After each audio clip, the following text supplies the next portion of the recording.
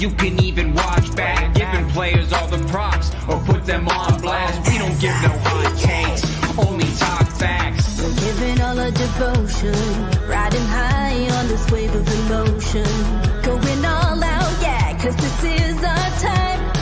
No, ain't no stopping us till we reach the finish line. All in, we came here to win. We're gonna give everything.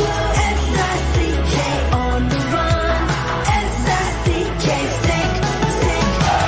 On fire, we're ready to fight. We'll bring the house down tonight. S-I-C-K on the run. S-I-C-K, sick.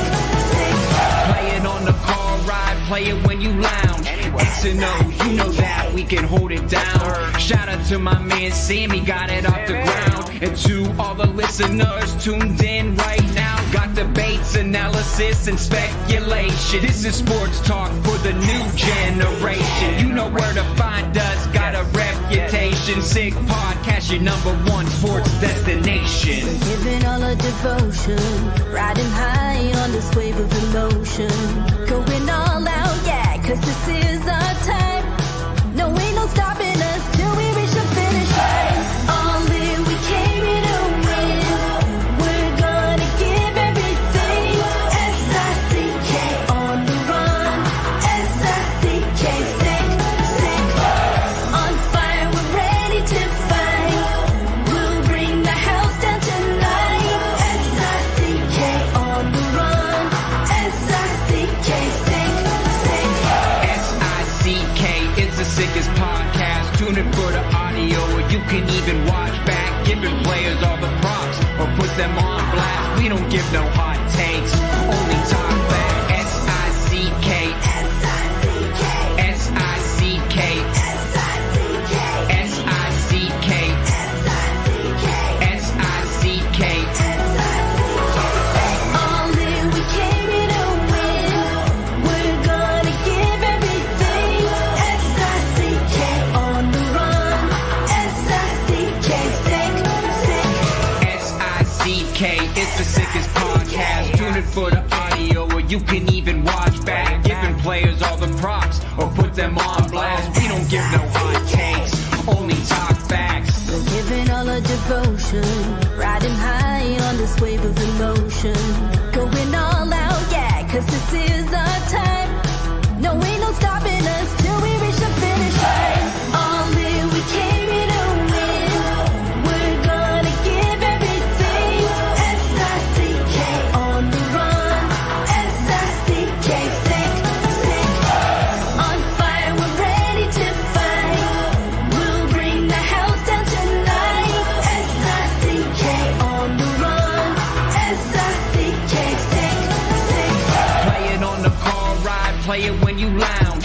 X and O, you know that we can hold it down. Shout out to my man Sammy, got it off the ground. And to all the listeners tuned in right now, got debates, analysis, and speculation. This is sports talk for the new generation. You know where to find us, got a reputation. Sick podcast, your #1 sports destination. Giving all our devotion, riding high on this wave of emotion. Going all out, yeah, cause this is our time. No, ain't no stopping us till we reach the finish line. All in, we came here to win. We're gonna give everything. S-I-C-K on the run. S-I-C-K, sick. On fire, we're ready to fight. We'll bring the house down tonight. S-I-C-K on the run. S-I-C-K, sick. S-I-C-K, it's the sickest podcast. Tune in for the audio, or you can even watch back. Giving players all the props or put them on blast. We don't give no hot takes, only talk back. S-I-C-K, S-I-C-K, S-I-C-K, S-I-C-K, S-I-C-K. Turn up your volume. Because you're about to listen to The Sick Podcast. With Tony Marinaro. 55 seconds left in the penalty, a minute and 27 seconds left in regulation time. Boston 4, Montreal 3. Lafleur coming out rather gingerly on the right side. He gives it into Lemaire, back to Lafleur. Oh! The sickest Montreal Canadiens podcast. You're in the ball! Sports entertainment like no other. Rejoint, on lui fait perdre la rondelle, une passe devant. Et c'est le dégagement et ce sera la victoire des Canadiens. Coupe Stanley pour les Canadiens. Le 23e de l'histoire. You found the dogs! John, you found the dogs! He found the dogs! And all together, they worked a young team to the top. And now, a 24th Stanley Cup banner will hang from the rafters of the famous Forum in Montreal. The Canadiens win the Stanley Cup. Brought to you by Energy Transportation Group. Driven to be different. La Vida Tibi. Embrace your true nature. And Playground, your premier gaming destination. It's gonna be sick. Marinaro on this Thursday, October 24th. How is everyone doing? Thank you for watching on YouTube, on Facebook, on Twitter. Tell your friends about it. If you haven't subscribed to our YouTube channel yet, please do so. It is the Sick Podcast, weeknights at 10 p.m. Eastern Time. And the Sick Podcast is brought to you in part by Energy Transportation Group, a leading full-service logistics provider serving all of North America, driven to be different. Also brought to you in part by Bittt at Tibi. They launched their new Ultra Lager. It's a refreshing, thirst-quenching beer, perfect for cool days. Only 90 calories, 2 grams of carbs, 4% ABV per can. Available in a pack of 6 and 12 in grocery stores around the province of Quebec. Ultra light and ultra refreshing. And also brought to you in part by Playground. If you're looking for the ultimate entertainment experience, Playground has it all. Gaming, poker, fine dining, live music, DJs, all with unmatched customer service. Why go anywhere else? Just minutes from downtown Montreal across the Mercier Bridge. Playground, your top destination for fun. All right, okay. Speaking of fun, it looks like Ivan Demidov had fun yesterday for a change, because there have been some games where he played 3 minutes and 4 minutes and 5 minutes and didn't play in the third and this and that. And it's stuff that happens when you play in Russia, when you play in the KHL, when you're a 19-year-old, and especially if they know that you're going to leave at the end of the year because you want to pursue your dream of playing in the National Hockey League. And especially if they've tried to extend you on 2 or 3 different occasions and you said, thanks, but no thanks. I'm going to play with the Montreal Canadiens next year. Speaking of Demidov, one guy who had tipped us off that he was one guy the Canadiens should definitely have their eyes on and would have their eyes on. And ultimately they did. They selected him with the 5th pick overall. Grant McCagg of the Recruits Draftcast podcast and, of course, Six Sports News. How you doing, bud? Hey, very well. Yourself? Very, very well. Very well. Speaking of Demidov, I saw this earlier today, and I'm sure you did too.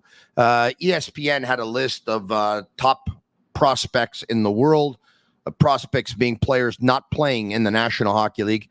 Demidov, number 1 prospect on the list. I did not see that. I was cleaning up from my fencing job that I finished yesterday. So, well, that's I did not see that, but that doesn't surprise me, and I agree with it. Yeah, that's. Are you a handyman by any chance? Because I'm not. And if you did a good job with that fence, if you want to come down to Montreal and take care of my backyard, I did. When did I do the work? It was 2 days ago. 2 days ago, I basically cleaned out all the water from the spa and did everything I had to do with the backyard. Anyway, I don't want to bore anyone with that. So here, what's the story here? Yesterday it was a big day for him, but it was a rather easy game for his team. They won by a score of 8-0, or? Yeah, well, Kunlun there is not a powerhouse by any means, but well, they got Yakupov, former number 1 overall pick on the team. They have some former NHLers, and I mean, it's a KHL team, but nobody else got 4 points. So that was my next question, because a lot of people like to start off and say, okay, 4 points, but they won nothing. But then I come back with it and say, okay, did anyone else get 4 points? No, he didn't. Okay, so now it's something. And what's his age? He's the youngest player in that hockey game for his team, right? So that's pretty cool. Now, you had a chance to watch the game? Yeah, I did. Yeah. I saw most of the shifts. You put together a little something for us? Yeah, I did just that. His main highlights from the game. So why don't I put on my glasses, which I just did, and why don't we bring it up in yellow and Sammy in master control? Here we go. That's him in white with possession of the puck. See the little dangle. Yeah, could have had an assist there right off the bat. First, the way he look at he's just his balance is just uncanny. He gets such a wide stance there. Yeah, the way he And used it's his legs to shield off the defender as well. Yeah, it's impossible to get the puck from. But the 8:45 there that he does with his legs, I don't know. He has flexible knees. I don't know quite how he does it, but I've never seen anyone that does it quite as pronounced as he does. But look at this, and then the pass. Wow! Like the Kunlun defenders had to be dizzy by the end of that one with him and Kuznetsov. He's 19 years old, Grant. He's playing with them. Yeah, it's crazy. Did he turn 19? I said 18 in a tweet. Oh, well, then he probably is 18. Pardon me. Yeah, probably is. I know he's turning 19 this fall, but I hadn't checked. I thought it was December or something. He actually, it is. He's 18 years old, and he turns 19 on the 10th of December. So we're about a month and a half away. Wow, eh? So, I mean, Michkov was good last year at the same age, but he's look at this. This shift was just amazing. I've never seen like anyone skate quite like he does. It's such unique. Like you swear that he must have had figure skating lessons when he was a kid, because he does a bunch of stuff that you only see figure skaters do. That was a great goal, but but you could just see by these highlights, Tony, that he's just look at the way he's tracking back. Look at the way he's tracking back. Yes, it wasn't just what I really liked about his game is just away from the puck. Look at the hustle, eh? You know what? I mean, look, a highlight doesn't make a game. You saw the game. The highlights I'm seeing, he's playing 200 feet. He is, and that's one of the many things I liked about him last year, was that his 200-foot game was excellent. He works hard away from the puck. And I'll say this, by the way, because much has been talked about Michkov a couple of years ago, and then Demidov last year and all that stuff in the last year. Michkov doesn't play 200 feet. I've watched his games. I've watched a lot of his games. Michkov doesn't play. He cheats to get the puck to go the other way. Like he's cheating. Yes. Yeah. But he's got a lot of talent. Got a lot of talent. Oh no, he's going to put up points, but he's -6, and he's every bit of it, right? He's not as nearly as good away from the puck as who he reminds me of really quite a bit is Phil Kessel. That type of really? player. Yeah, look at that. Yeah. Which is a good, I mean, Kessel had a really good career, but he's not going to win a cup. He's going to need lots of help to be successful. Like look at Philadelphia; they're off. He has 5 points in 6 games, but are they winning? Like they've lost 5 in a row, right? Yeah, and that's kind of been his recipe: is that he's going to get you points, but is he going to help you win playoff games? That remains to be seen. So the rushes we're seeing in the highlights, though, he's always going down the left wing, eh? He's more pretty much. He's more comfortable on the left side. He's very unpredictable, though. Especially when he gets to the blue line with his you don't know which way he's going to go. Right there, he should have. I thought he was going to have a goal, but if you see by these highlights, he just dominates. Look, I love this. The steal here, right here. And then the turnaround. Wow, right here. Wow. Looked like he had eyes behind his head on that one. Yeah. Wow. Yeah, that was... That's something, the way he stole that puck. Wow. That was amazing. And, I mean, Michkov's a great player, and he's going to get a lot of points, but this kid has a 200-foot game. He works hard, and it bears out in the stats. Like his goals against are always super low. Last year, it was the lowest of any prospect in the draft. Like he's on the ice for very few goals against, because his anticipation's great, but so is his motor and his competitiveness. So you combine all those things with his smarts, and it just he's a solid two-way player that's going to help you at both ends.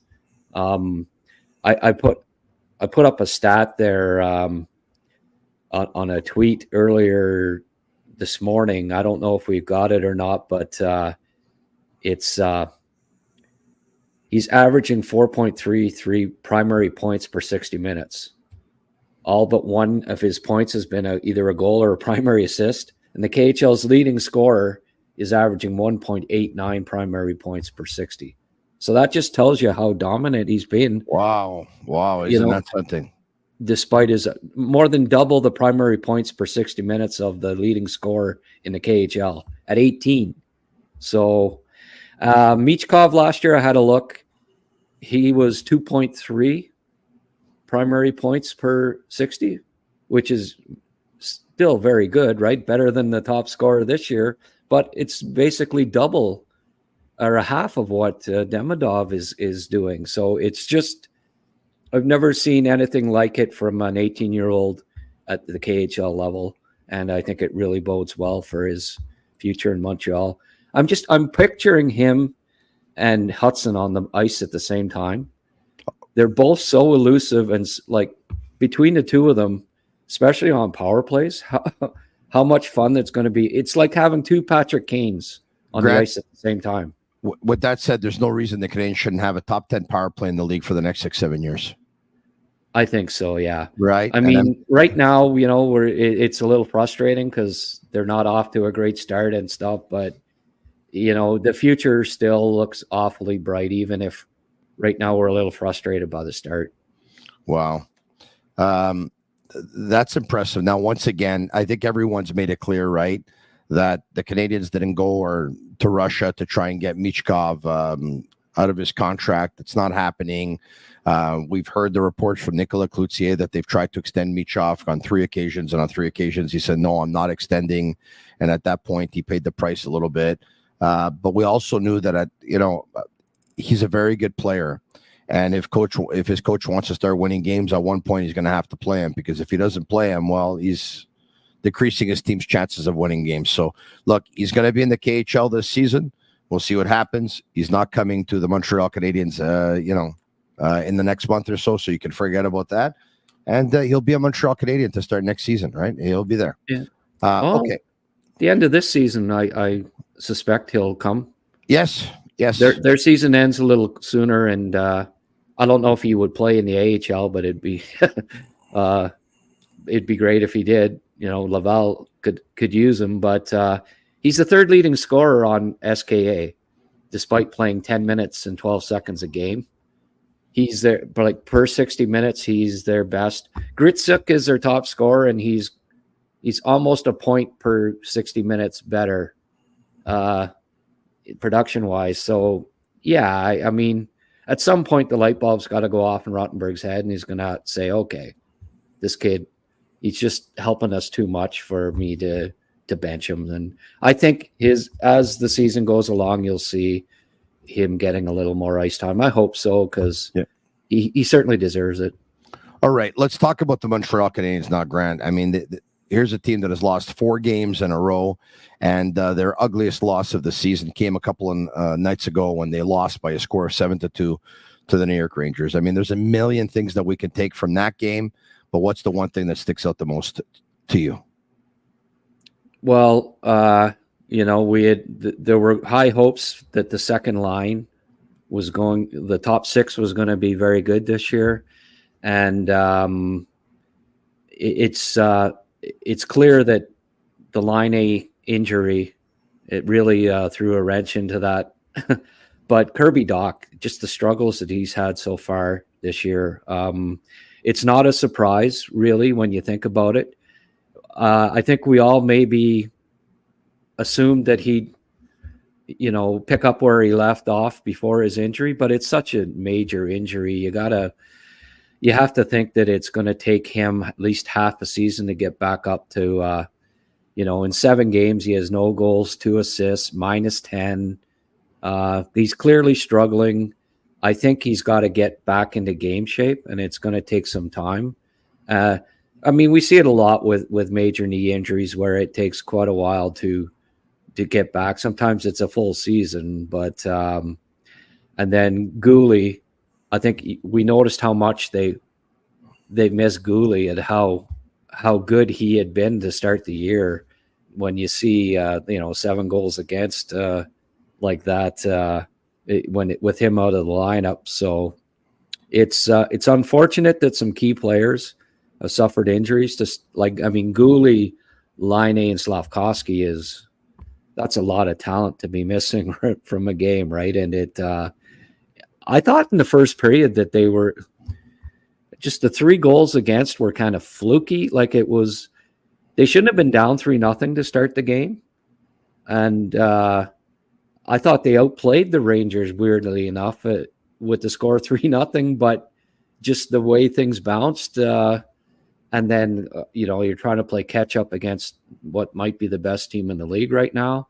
And we saw what happened at the end. But I certainly thought that the Canadiens came out playing well. The breaks didn't go their way. And then you're playing a team as good as the Rangers, they're just going to cook you. So hopefully they bounce back and play as well to start the game and the next one. And then it's not 3-0 so quick like that. It kind of killed them, killed the crowd, killed the momentum. Yeah, like I said yesterday, the reality is that the team is not good enough to be missing a player on the first line, Slafkovsky, a player on the second line, Liney, and a top 2 defenseman on the team, Gooley, all at the same time. Now, so that said, though, when you play a team that's much better than you, you're supposed to play as tight a defensive game as possible because you have no chance of playing an open game like the Rangers. True. Or maybe if you play the game 10 times, you might end up winning once if you open it up against them because that's just the way it's going to go. But chances are you're not winning that game. So, Marty St. Louis says now that the point of emphasis is going to be on tightening up and playing better defensive hockey. But this team is way behind in that respect. And, Grant, I'm wondering, though, with the personnel that they have and the staff behind the bench, if they can do that, because they haven't wanted to play defensive hockey ever since Marty St. Louis joined. Yeah, well, I think I tweeted there the other night, they invited all the 70s Habs greats out to watch a pond hockey game because that's what it looked like. They were playing pond hockey. There was no structure defensively. It was like chance after chance. It was exciting to watch, but they weren't going to win. They weren't going to beat the Rangers with those 3 guys missing and then trying to outgun them. It just wasn't going to happen. And maybe, a bad loss like that maybe Marty will and the coaching staff will change the approach a little bit. And, I know certainly whenever Terrian or Julian, whenever they lost a few games, you always saw them go back. It was a conservative, right? The only way we're going to get out of this is to just play dump and chase and, try to win 1-0 or 2-1. And you're right. Marty has never played that way, but especially with that talent out of the lineup, I think they have to try to tighten it up, play a little more conservatively, wait for breaks. It won't be as exciting to watch, but the odds of them winning will be higher. Maxime Lapierre was saying a couple of nights ago that they need to send some kind of electroshock or a shock wave through the organization. And he says it doesn't have to be a big trade. And I said to him, Max, it can't be a big trade right now. Everyone knows that, when you're losing games, 3-4 games in a row and you're not playing well, other teams see you coming from a mile away, right? And when you're not playing well, chances are your players aren't playing well. If your players aren't playing well, their value's at a low. That's not when you make deals. And he said, no, but you got to send some kind of shockwave. And then he said, you know what? In the last year, they sent Yoel Armia twice to Laval. Why don't they do that with another veteran?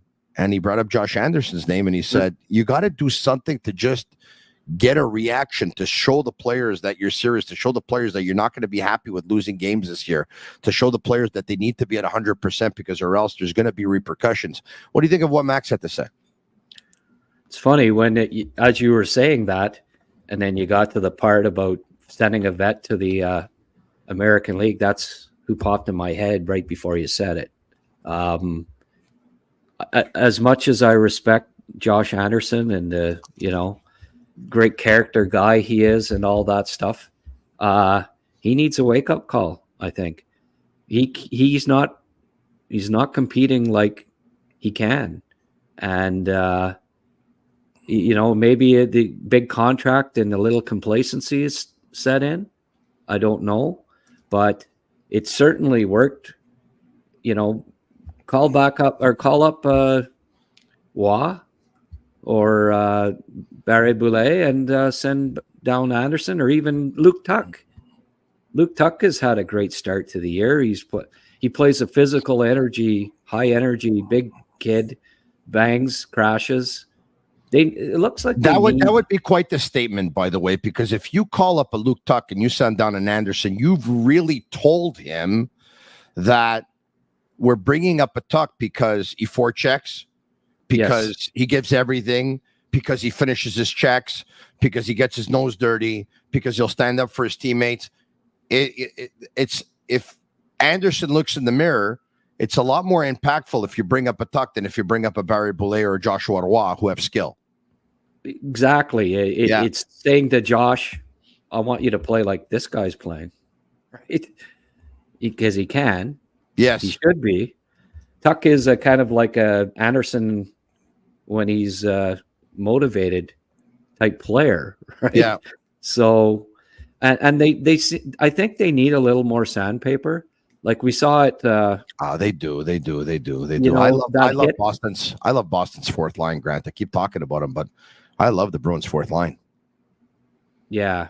And, like Trouba's hit, and then what was the response? Mike Matheson. Like Mike Matheson's not a fighter, But I don't even know if you have to fight. No. But, why don't you just go out and you hit other players the way Trouba hit yours? Yeah. Who's a hard-hitting player on this team? I have a problem right now. Yes. I have a problem right now, though, with the makeup of the lines. This is what I find. I find that you have a very skilled number one line, and then you have a number two line that's probably a couple of notches below in skill. And then you have a number three line who have a couple of players who used to be productive, but now, unfortunately, no longer are very much. And so the skill level drops a couple of notches there. And then you have a fourth line of a couple of kids who play a skilled game, play an offensive game, and obviously they haven't arrived yet, so there's a couple of notches down. And I told this to Craig Button yesterday, and maybe I'm old-fashioned, but I said, Craig, and I don't think I am, though. I said, Craig, I grew up where your top two lines used to be offensive lines. Your third line used to be a shutdown line. Your fourth line used to be a hard-hitting, forechecking line that would change the momentum of a hockey game and bring energy, right? And, that's what I think they should get down to.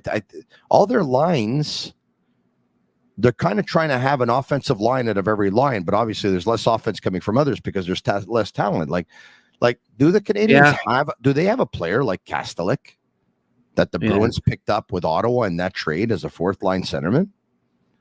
Well, there's a bit of an identity crisis, I think, right now. They don't have the pieces that, ideally, I guess, Anderson should be an Armia on the fourth line. Right? Winnipeg has a Nino Niederreiter on the third line. Do the Canadiens have a Niederreiter on their the players go out and finish their checks? Hard to play against. Sandpaper. You just talked about it before. Sandpaper. Yeah.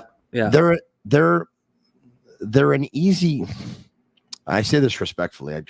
They're an easy game. Yeah, they're an easy game to a certain extent. I mean, I think you're going to see Arbor back in the lineup, and that'll help somewhat with that, right? Struble, will it?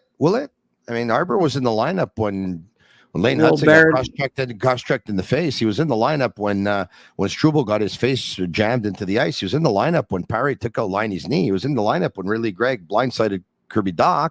Yeah, he responded because he hit Stutzla after that and ended up fighting Tkachuk. And he responded because he went after Perry and he fought him. But all those guys hurt Canadiens players before. What's the difference?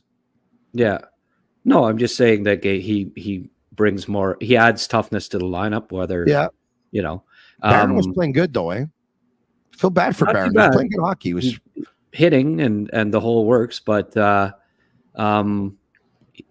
I imagine he's going to be out for a bit. He looked like he hit his head on the ice and wasn't doing too well. They said day to day, but it looked like a concussion to me. Yeah. And again, I'm no doctor. But I mean, Struble and Jackeye, they haven't had the two of them in the lineup, and that gives you, two guys on defense that can make the big hit, which I think you need. You probably got to split them up, though, right? You probably got to split them up, and maybe play Savard on the third pairing and move Struble up to the second pairing. I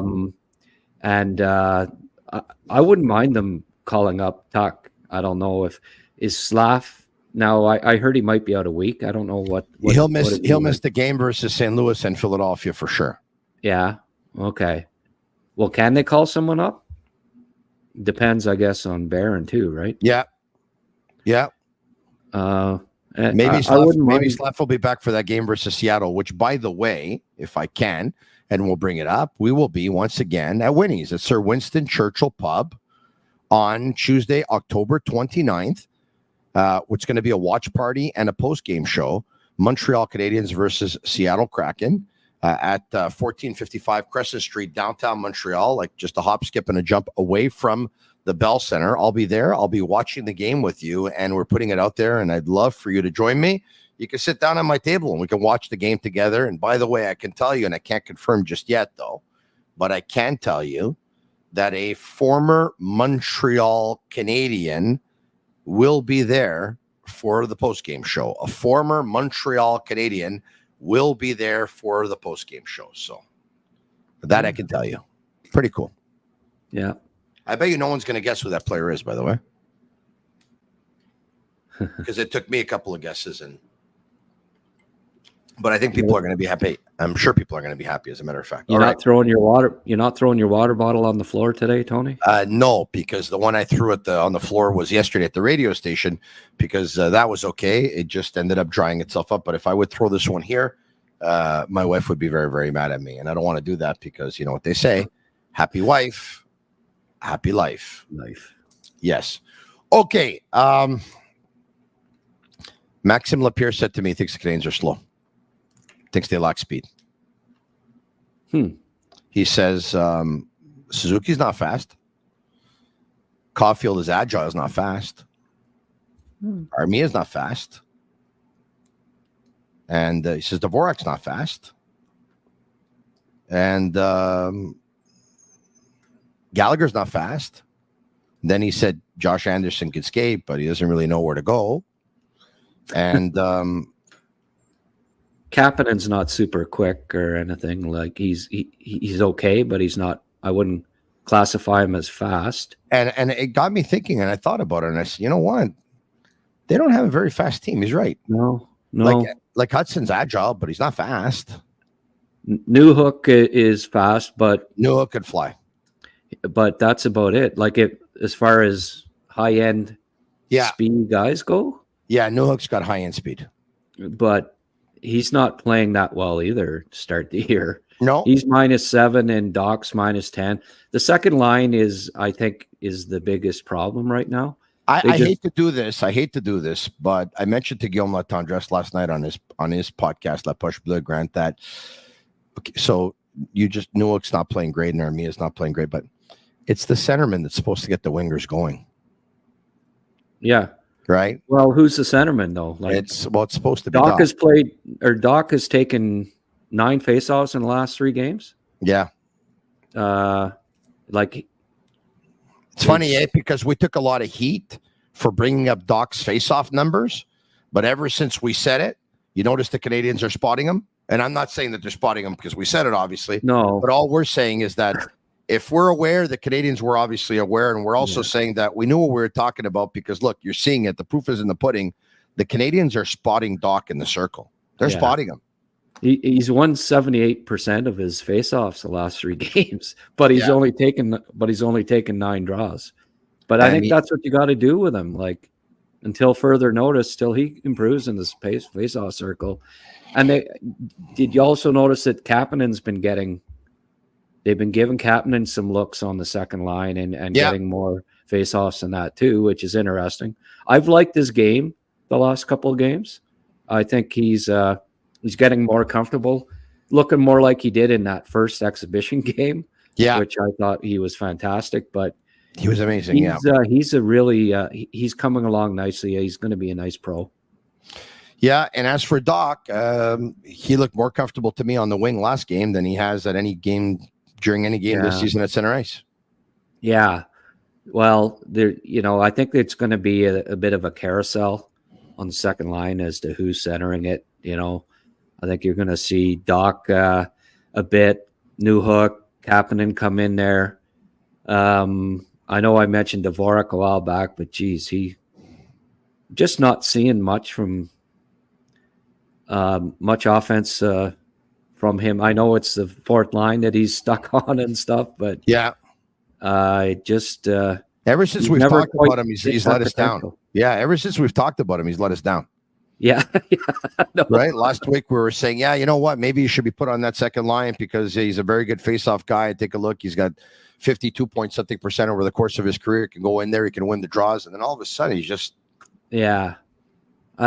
just doesn't seem like those offensive instincts just don't seem to be there. That at one point, like his last year in Arizona, look, that was one of the reasons why Bergevin made the trade, because it looked like he was going to be a middle line center all day, and now he fourth line center is what he looks like right now. So I don't know, there's no answers are coming. Demidov and Hage are going to be great top 6 guys, but they're not ready yet, and Roy's probably a year away from being ready to so I mean, it's starting to look like another top 10 pick is going to be, which again, I know it's frustrating for now, but man, if the talent that's available in the top 10 this year, if the Canadiens get one more and the pain, short-term pain, short-term, pain, long-term gain, if they get, end up getting a Misa or Martone or Spence, there's just going to be so much talent down the road. It's going to be super exciting. 2 or 3 years from now, they'll be just fantastic. But right now, it's frustrating because you see that the talent is there. It's just so young and they're inexperienced, and it's going to take a bit of time. It's funny that I'm going to say this. I say it anyway. Molson wants to be in the mix. Gordon wants to be in the mix. Hughes wants to be in the mix. St. Louis wants to be in the mix. And everyone wants to be in the mix. And the players want to be in the mix. And everyone knows that losing for a long time could end up becoming a bad thing. And take a look at the Buffalo Sabres and maybe even, the Ottawa Senators as an example. Yeah. So, okay. And I understand that. But we've also noticed that sometimes when you take a look at your pieces to the puzzle, things don't always go according to plan. Sometimes, you go out, you get Patrick Laine, boom, and all of a sudden he gets injured and he's out for a while. And then when he comes back, you don't know if he's going to end up being at 100% because it takes a while. Kirby Dach was injured last year and he was out for the entire year. And then he comes back this year and they're saying that it's probably going to take him a month or 2 months to actually get back into game shape and all that stuff. Is that even though you think sometimes that everything will fall in place, unfortunately, sometimes it just doesn't, right? You can have an injury to a player, to a defenseman, to a goalie, to a centerman. You can have a couple of wingers. I'll have it. All I'm getting at is if you take a look at the contracts that they have, like, so Suzuki's got 6 years left and Caulfield's got 7 years left and Slavkovsky's got that 8-year deal and Kaden Gooley starts 6 years at the end of this year. And you see Lane Hudson and you see that he's in an entry-level contract. At one point, let's just say those 6 years for Suzuki go fast. And then you can't get him under contract again. Well, now the window's always open, but, you might be losing a piece and replacing it with another piece that's maybe not as good. All I'm saying is you never have enough talent. You never have enough prospects. And if the Canadiens, if it's not going to be their year, because once again, it wasn't meant to be. And the defensemen, they were way too young and they lacked experience. The defensive coverage wasn't what we wanted it to be. And Laine was hurt. And whatever. It's not going to hurt to have those other guys, because then in a couple of years, maybe Kapanen might come into his own, and then Michael Hage, and who knows when Hage is going to play with the Canadiens. It might be 2 years from now. And Reinbacher, top 5 pick. Hurt for the year, a year of development down the drain type of thing, right? So you can never lose when you have you add another top 10 pick because of circumstances, the injury to Laine and all the things that you said, Tony. Yeah. It's frustrating now, but my goodness, the under 25 core that the Canadiens will have, if they get another top 10 pick, and they're going to be some standout players. It's just going to be like there can't miss on being a really good team in 2 to 3 years if they get another top 10 pick. I always like to look at the glass half full, and I really, it's can't lose for me this year with the Canadiens because of these injuries and stuff. We know that next year they're going to be better. We know that Fowler is going to be a good goalie, and maybe that's the missing piece in net as well down the road.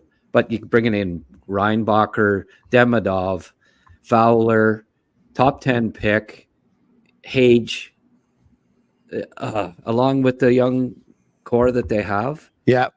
Yeah, maybe this year won't be the year. They weren't going to win the cup this year anyways. No, of course not. Of course not. Well, if it ends up that they finish bottom 10 one more time, as frustrating as it could be, it could pay off down the road, because 2 or 3 years from now, wow, their top 9 and their top 4 defense and their goaltending will be just phenomenal. So either way, I hope they don't finish like 14th, right dead in the middle. It's one or the other. They call that no man's land, my friend. That's what they call it, no man's land. Yeah.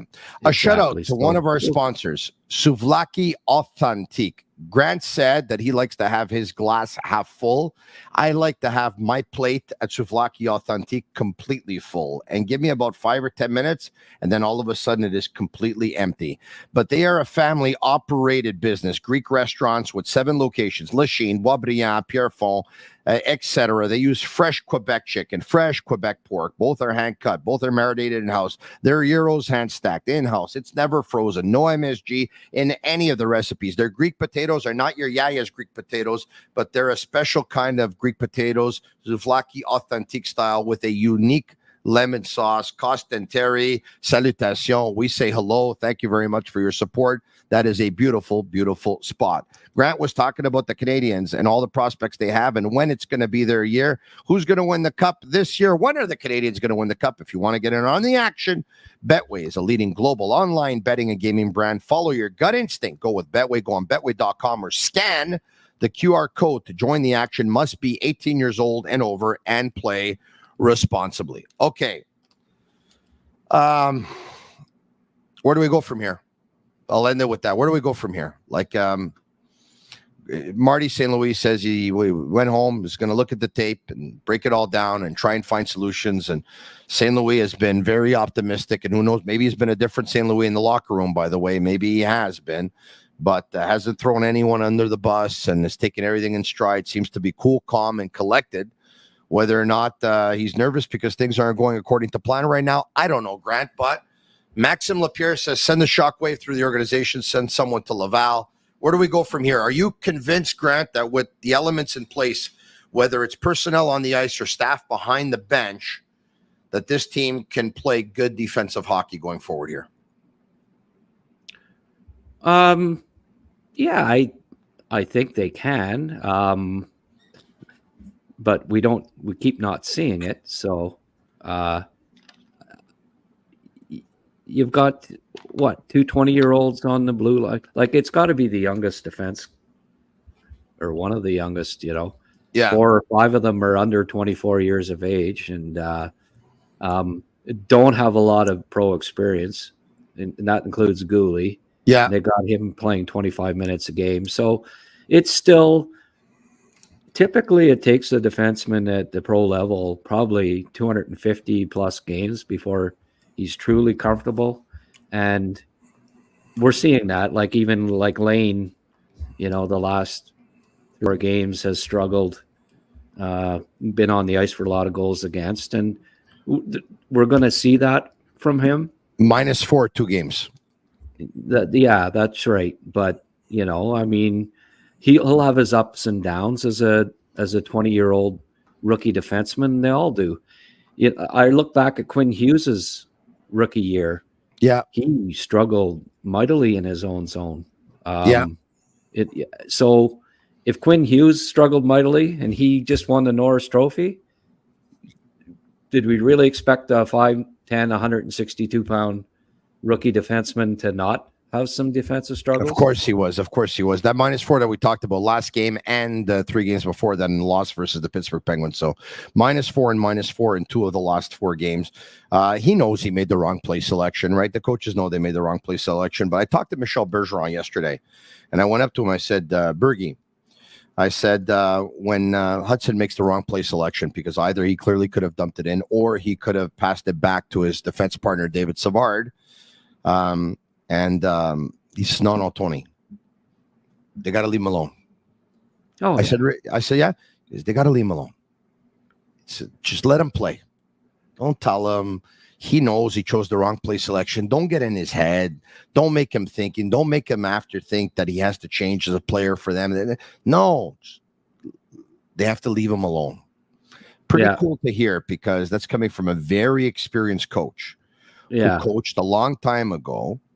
And he actually, back when he was coaching, there were a lot of coaches who came from the school that they punished mistakes like that, right? They glued guys to the bench. They made them skip. They took away some ice time. Michel Bergeron, it's nice to see, he's young at heart. He's evolved over the years. He says, leave him alone. Let him play. Yeah. Nice to hear. And the camera went on Lane after, and you could see how pissed off he was, right? Yeah. He knew it. And Marty's not the kind of coach that, and he's said it, like, you don't have to freaking, they know when they screw it up. So you don't have to go over and be barking at them. That doesn't help. So I agree with Michel on that point, that he's such an intelligent young man.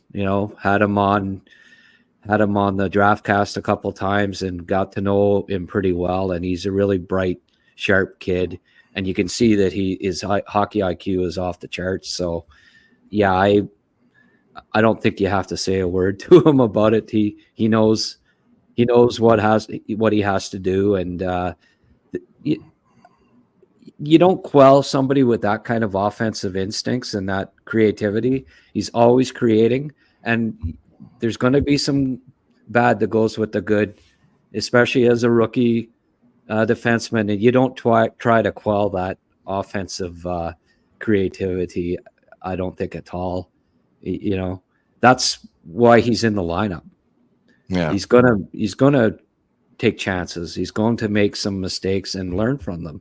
That's how you learn from your mistakes. So it's all good. And yeah, they're paying the price right now, and it looks like I said, if they could stay above 500 or close to it before Laine gets back, I thought that they had a good chance of being in contention at the trade deadline and not be trading guys away.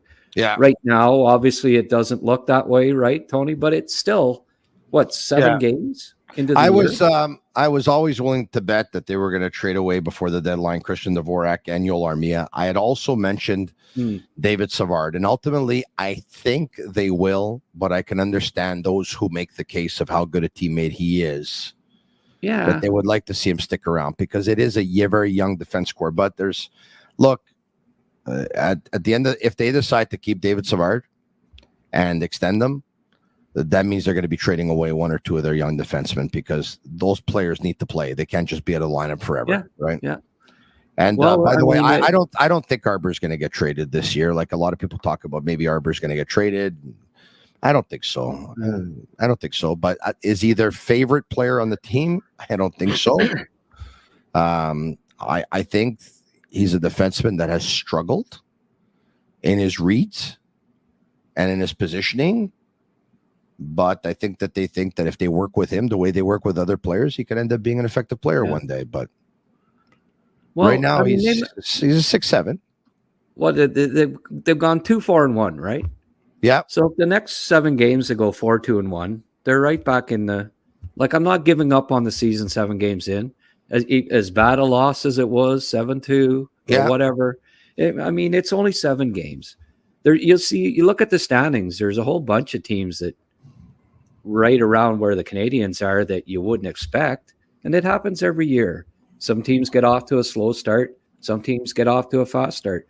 Montreal, remember under Terrien, the one year they won 10 straight to start the year. Yeah, and they friggin' barely made the playoffs or didn't. You know? So it's still a little early to be milling it in. As bad a loss as it was to the Rangers and all that. But and again, if they're in contention, the line comes back and they stay close to 500, and he gives them that injection that they really need in the top 6. Then they're going to be close at the deadline, and they won't trade all those guys away. Yeah. But if they're really bad, right, Tony, and they're way out of it by the trade deadline, well, there's clearly some of those young defensemen that you say that you don't think they'll trade aren't developing or aren't playing very well. So at that point, they might consider getting rid of 1 or 2 of them anyways, too. So we can make predictions right now after 7 games, but I think it's still too early to be definitive one way or the other.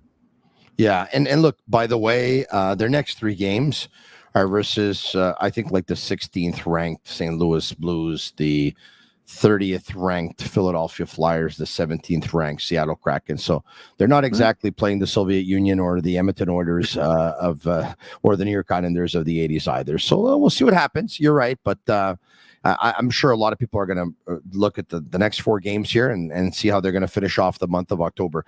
If they could finish off the month of October 500 with and probably do the same thing for the month of November, and then maybe try and do the same thing for the month of December, and then Liney comes back, you never know.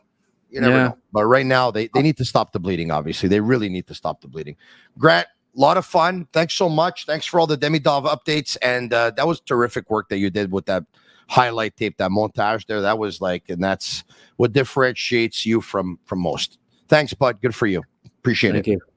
All right, there you have it. Grant McCagg of the Recruits Draftcast podcast and of 6 Sports News. Marinaro for Pole Montreal, www.peaumontreal.com. I want to let you know about them because they have the latest in cosmetic services. They have lasers that you can do. They have facial care that they can take care of for you. They have fillers, so they have injections, and they also have a great product for hair loss. It's a technology called TED. It's an ultrasound technology to boost the blood flow to your scalp and get the follicles back in action. It's all natural. There's no pain. It's completely natural. Once again, 98 success rate for ideal candidates. 2 locations, downtown Montreal on the West Island. They'll give you a free consult on the hair treatment. And if you want to call them, once again, if we can bring up your number, their number, jot this number down because you can call them tomorrow. It's at 514-989-7328. That's it. Another day.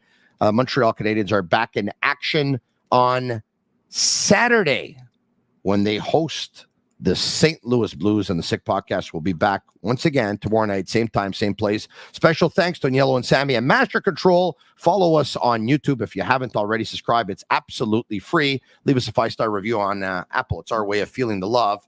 I'm Marinaro. Thank you. And that's a wrap. Hope you don't miss us too much until next time.